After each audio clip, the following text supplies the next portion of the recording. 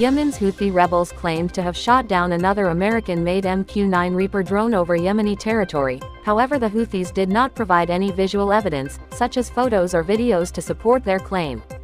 The U.S. Army is participating in the India-U.S. bilateral Army exercise with a contingent that includes Stryker infantry vehicles and the M142 high-mobility artillery rocket system, marking significant development, as the U.S. is keen to sell this advanced weapons system to the Indian Army.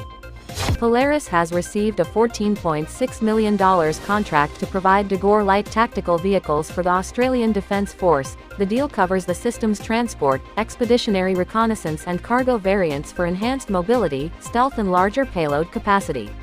Azerbaijan has received its first DITA 155mm self-propelled howitzer from the Czech company S-Caliber Army, marking the beginning of a planned delivery of over 70 units. The DITA self-propelled howitzer is a modern artillery system that features a fully automated superstructure and operates with a minimal crew of 2 due to its advanced automation systems.